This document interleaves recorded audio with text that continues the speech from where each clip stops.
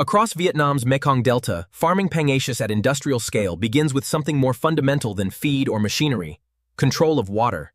The first challenge is not simply bringing water onto the farm, but controlling where it comes from and where it goes next. Pumps provide the movement, but the system still has to separate incoming water from the ponds where the fish will eventually grow. Before that water reaches the grow-out ponds, the farm gives it space to settle and a controlled route through the treatment system. Movement alone proves nothing.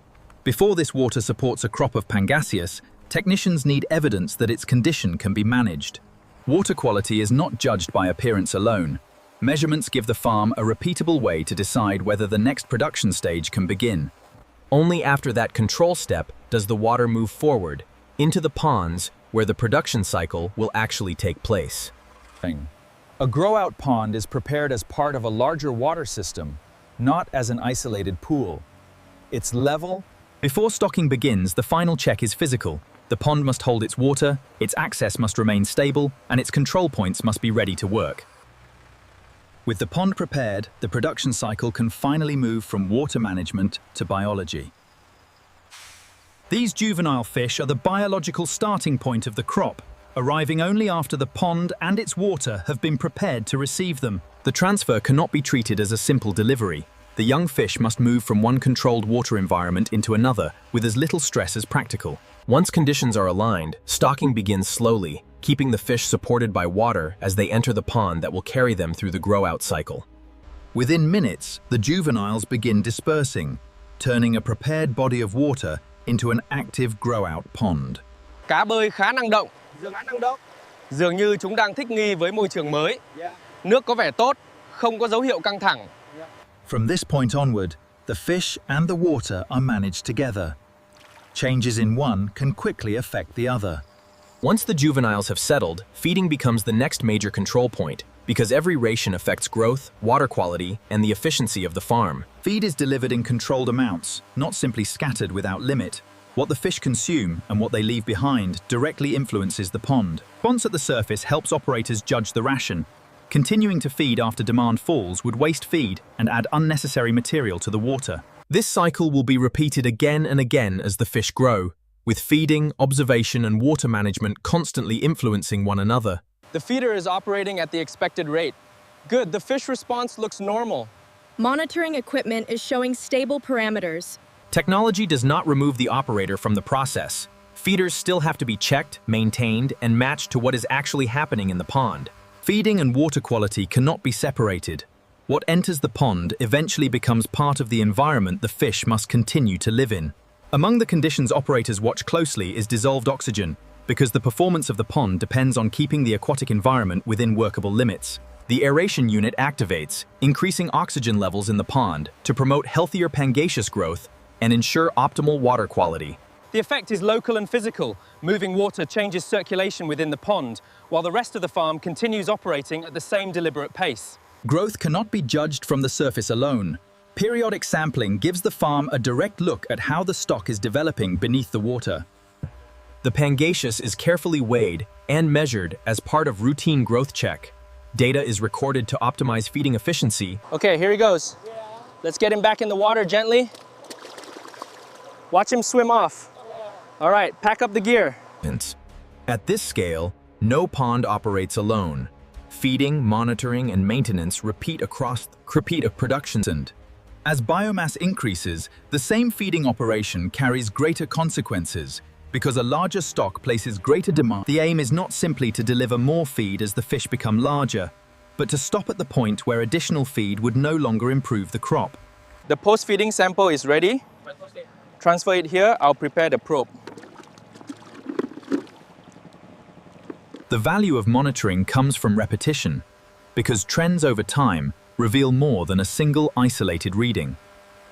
As the stock grows heavier, mechanical water management becomes increasingly important, especially when the pond needs more circulation or oxygen transfer. Instrumentation provides numbers, but experienced operators still read the pond directly, watching the water, the equipment, and the behavior of the fish together. As the crop approaches market size, sampling becomes increasingly valuable because the farm needs a reliable... Looks like everything's in spec. Okay, let's put them back immediately. The check is brief by design. The fish are returned quickly and the pond resumes the same controlled grow-out cycle. By the late grow-out stage, the farm has become a balance of 3 repeating tasks: feeding the stock, the water. As harvest approaches, operators look not only at size, but at the condition of the stock itself, searching for signs that growth and water management are still aligned. Managing the fish also means managing what the production system leaves behind, from uneaten material to suspended solids and settled waste. The transfer is steady, looks good. Agreed. Keep an eye on the discharge rate. Monitoring now, it's consistent. The treated water is clear. Parameters are within the optimal range. The goal is control, not disappearance. Water moves through defined routes, is checked, and is handled according to the next requirement of the production system. Sample number 432. Confirmed length and girth optimal. Release. Understood. Releasing fish. Once the crop is judged ready, the farm shifts from daily grow-out management to a different operation entirely, preparing to move live fish safely out of the pond. Before the first net moves, the work zone has to be organized, because the next step will bring fish, people, and equipment into the same narrow area. Harvest begins not by lifting the fish, but by controlling the space around them, using the net to define a smaller working area inside the pond. The net closes gradually. The purpose is concentration without chaos, bringing a large biomass into a... Only when the fish are gathered into a controlled pocket can the next stage begin, because lifting and transfer require a much smaller, more manageable working zone. Keep it steady. Guide them in. Check the water flow. Position the basket properly. Ready to pump. Keep the flow steady. Watch the water level in the tank. Looks good, they're transferring smoothly. The receiving tank becomes the next temporary environment, maintaining water and circulation while the harvested fish are prepared for the journey to processing. Once the required batch is loaded, the harvest operation pauses long enough to secure the transport system and clear the route out of the farm. For this batch, the grow-out stage is over. The next challenge is preserving control as the fish leave the farm and enter an industrial processing chain.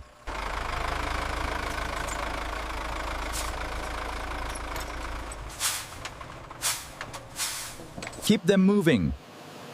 Check the water flow in the channel. Batch looks good. Maintain temperature. Inside the plant, the living crop becomes a food processing batch, entering a sequence where hygiene, handling, and traceability become as important as speed. Chuyển qua chạm tiếp theo. Được rồi. Xử lý cẩn thận.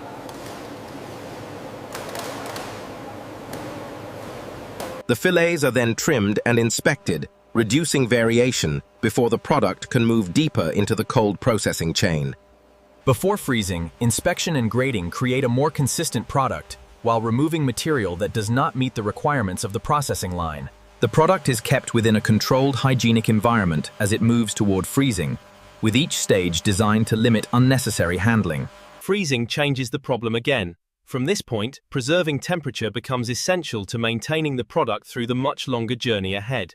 Once frozen, the fillets become far more stable for transport, but only if the cold chain remains unbroken from this point onward.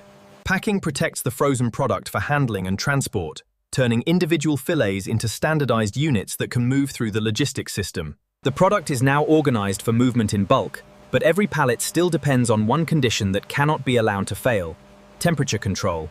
Here the farm's biological production has become a frozen commodity, waiting in controlled storage before the final movement from Vietnam into international trade. After weeks of biological growth and hours of controlled processing, the finished product begins the final stage of its journey. Before loading, the refrigerated container becomes the next controlled environment, prepared to carry the frozen cargo beyond the processing plant. The frozen product is loaded as a cold chain cargo, with each pallet positioned to remain stable throughout the much longer international journey ahead. Once the doors close, the product depends on an uninterrupted refrigerated system, linking the processing plant to... From a freshwater pond in Vietnam's Mekong Delta, the chain has transformed a living crop into frozen Pangasius,